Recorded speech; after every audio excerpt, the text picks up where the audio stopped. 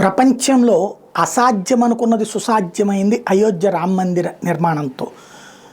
దీనికి సంబంధించి వడియాల రంజిత్ గారికి సంబంధించిన కథనం ఒకటి చూద్దాం. విగ్రహారాధన, విగ్రహ ద్వేష సిద్ధాంతాల మధ్య ప్రపంచవ్యాప్తంగా 2000 సంవత్సరాలుగా జరుగుతున్న యుద్ధంలో అయోధ్య రామ జన్మభూమిలో నేడు జరిగిన బాలరాముడి విగ్రహ ప్రాణప్రతిష్ఠ విగ్రహ ఆరాధకుల 2000 సంవత్సరాల పోరాటంలో ఒక మేలిమలుపు.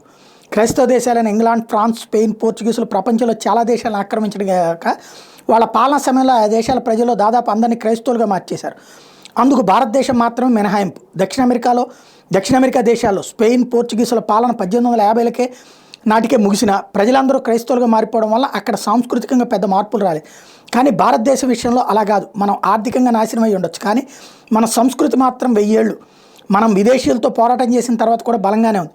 అయోధ్యలో రామ మందిర నిర్మాణమే అందుకు నిదర్శనం.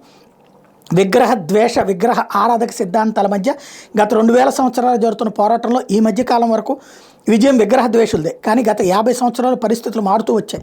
క్రమంగా విగ్రహ ఆరాధక సిద్ధాంతమైన హిందూ ధర్మం బలపడుతూ వచ్చింది. దాని ఫలితమే గత 2 ఎన్నికల్లో బీజేపీ విజయం. అయోధ్య రామ మందిరం నిర్మాణం ప్రపంచ గతిని మార్చేసి ఒక అద్భుతమైన సంఘటన.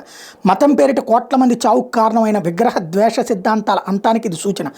క్రైస్తవానికి ముందు ప్రపంచమంతా విగ్రహ ఆరాధకులే. హిందూ ధర్మం బలపడిన కొద్దీ ఆ ప్రభావం ప్రపంచంలో ఇతర విగ్రహ ఆరాధక మతాలపై కూడా పడి అవి కూడా బలపడటం ఖాయం. భవిష్యత్తు విగ్రహ ఆరాధకులదే అంటూ ప్రొజెక్ట్ చేశారు. అయితే ఇక్కడ దీని మీద ఆన్సర్ ఇచ్చిన రామేష్ మద్దాల ఇంకొక కాన్సెప్ట్ తీసుకొచ్చారు.